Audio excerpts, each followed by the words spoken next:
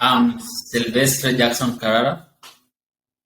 I'm the president of UKC. UKC is a youth cooperative in Rwanda that produces and cultivates animal feed using soilless technology called hydroponic fodder. Because 70% of the animal production relies on feed. So we want to reduce the cost of feeding, which will ultimately lead to high production of animal products, the meat, the milk, the eggs, and so forth. And we saw the climate resiliency is through the use of technologies. And that's why we thought of incorporating technology, hydroponics, animal keeping. So we wanted to come in and bring a solution towards animal keeping so that they can proceed with their zero grazing or the keeping of animals in stores, while the rest of the land is used for crop production. So the idea came in to complement the government efforts of making families get animals for commercial purposes. But then we provide them a solution on feeding, then the rest of the land can be produced for food crops so that there's that mingling of the two synergies to create solutions for the farmers. Commercial feeding or improved feeding is able to give them ultimate goal. We have pig farmers who also, within 3 months, record high weight increase, up to 30% weight increase because the fodder is good for fattening. And we also have poultry farmers who have been regularly seeing egg laying from their hens. And this is because of improved feeding, which is very nutritious. And it has even cut the feeding cost. You can imagine a smallholder farmer saving 250 USD per month. Just, yeah. Wow. This is really marvelous. Yeah. And out of the small space now, they're increasing the number of animals from 1 to 3 to 5. Others are getting to 8. It's because of the accessibility and affordability of our green feeds. Wow. If anyone hasn't been to Africa, $250 per month is a massive amount of money. Jackson, could you give an idea of what an average monthly income would be for a smallholder farmer, just to highlight how much money that is? Let me give you a good context of a cow farmer who is keeping fresh and breed. Averagely, revenue per month, let's say one cow is able to give around 700 USD. You're adding on a third already. Yes, that is a good average income of a farmer per month in one. We have two chains of customers. We have customers that we sell our green fodder, and these are farmers in cooperatives and also individual farmers. Majority are in cooperatives because they have a higher purchasing power when you supply to them, and then at the end of it, all the cooperatives pays us very easy. And also giving trainings is becoming very easy because it's organized entity. Yeah. And then for others who sell to us raw materials are also farmers who are in cooperatives. Okay. Yeah, so it's a win-win. Yeah, this technology actually, as I mentioned earlier, it's soilless. It's a vertical method of cultivating animal feed without the use of soil. Okay. And it's done in a greenhouse setting. And I can give you our context now. We have a greenhouse of 20 meters length and 10 meters width and 2.5 meters high. And we are able to produce up to 40 tons per week. Wow. Something also unique about the technology, it is there is a recycling of water.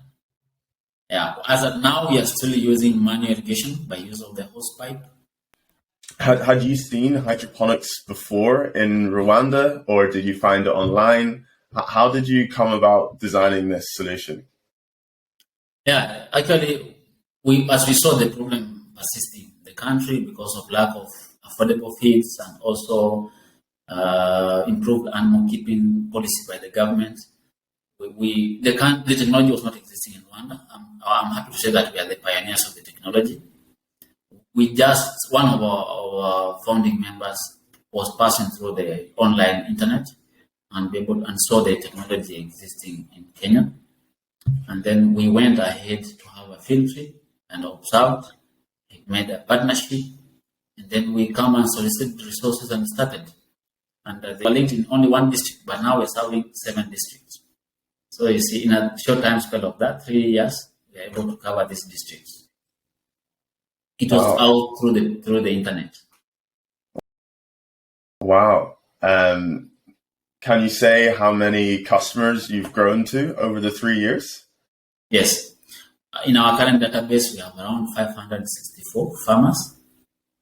And we are looking forward now to have more farmers that we think can even triple, because there's a new plant, milk processing plant, that needs 500,000 liters of milk per day. And that means more farmers need to come on board. So we look forward to having more farmers into this deal, and we might be tripling our numbers and do some extensions also. So let's get into the team behind UKC. Yeah. How did you know them before starting? I want to say that we had very good engagement back in campus, and some of our friends were able to identify them back in campus when we were doing our final year. So what we did is harmonize our skills and our ideas. And then after campus, when we formed the cooperative and legally registering it, we incorporated those youth who are graduating, and we are creating jobs for them. So they came in. It's a new technology we learned as we went ahead, as we were going by. And then we have animal scientists, we have a crop scientist, we have a veterinarian, we have a global challenges scholar, we have IT, and we also have finance, those who did accountancy. So these skills actually were harmonized back from the campus, and people are learning, so they were very speedy in learning. And we are also getting some courses online to study and improve our skills. We are getting into some workshops by our developmental partners and the government. So we keep our team. And it was a simple way of recruitment. But as we are scaling also our production, we do some open calls. But these calls are not very open to our social media. We just share through our WhatsApp groups, because we want to make it simple and not much of protocol. Wow. And how many people do you employ? Currently, we are employing 6 full-time members and 5 casual laborers, but there are others 6 who are seasonal. Okay. That's yes, brilliant. And I guess with a lot of this potential growth in the future, you'll be employing quite a few more people. Yeah, definitely. We are employing more people. And we look forward into even giving opportunities to those who have not yet got jobs. We give them some 3 months internships as we model them. Then when they come to a good level, when we need them, we also take them. It becomes. That seems to be something you're really excited about. Is that something that really pushes you? You want to create jobs in your local community. Yeah, sure. We really want to create jobs for young people. Want to make the youth love agriculture and make the rural areas become the next paradise of agriculture. Want them to get more resources and money and develop themselves from the rural community. So let them come and feed the urban cities and ensure that there is no malnutrition in the rural community. Amazing. Are you from a rural area yourself? Yes, I am from a rural area. That's why I have the passion in working from the rural area, because I know the potential of the rural community. There is a lot of things to change, the mindset change. There is a lot of trainings and consultants that you need to give them. Are you? Which part of the community do you love? Is it rural or urban? See, I'm a rural boy. I grew up in the countryside, so I love the countryside. The city is where the jobs and the money is, but yeah, in my heart, it's the countryside. And I guess more on what you said, Rwanda is in a very interesting position. It's very developed in Africa, and then you've also got Kenya and Nairobi right there, which is a tech hub in Africa. So you have all of this influence and it's really turning into something that I think could be very influential in Africa and potentially the world. Sure, right, sure. What do you see as, when you look into the future, what right now do you envision for UKC? We are looking at UKC as among the 5 best animal feed producers in the country, Rwanda, and especially with the good supplies of organic feeds, which are very good for climate resiliency, but also it does not compromise on the quality and the safety of the animal feed. We are looking UKC into an agro-processing plant because we want to make sure that our products go even beyond our region, our country, in even an external market for export. We are also looking forward into formulating every feed for each animal, as long as it's called a domestic animal, from cats to dogs to cows to poultry to fishes to rabbits and so forth. We are looking at UKC as a technology that is going to attract the youth, especially in the rural community, and understand the potential of the technology on their economic and social growth. So we want to make Rwanda become a very good steward in technologies in the agriculture sector, starting right away from the UKC. I don't see any reason why you couldn't spread to neighboring countries or other regions of Africa, and potentially, you said you're thinking about franchising, why you couldn't even go further if you wanted. Yeah. So, yeah, this is very exciting, and I will definitely be following your growth. I hope other people will. I will encourage other people to follow your growth. We end every podcast with this.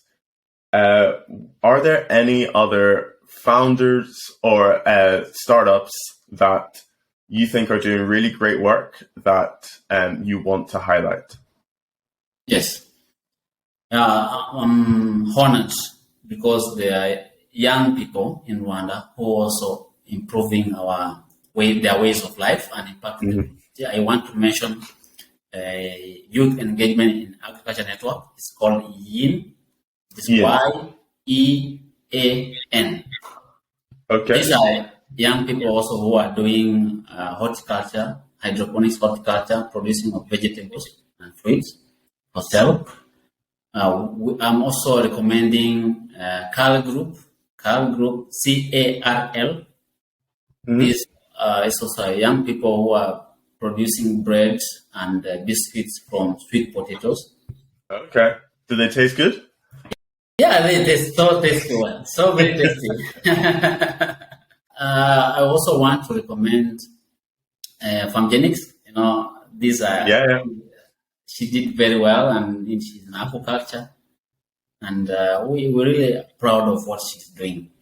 Yeah, I will be reaching out to them, and I will get back to Irene at Farmgenics and say that you suggested her again, because she is now the most popular interview guest that we've ever had.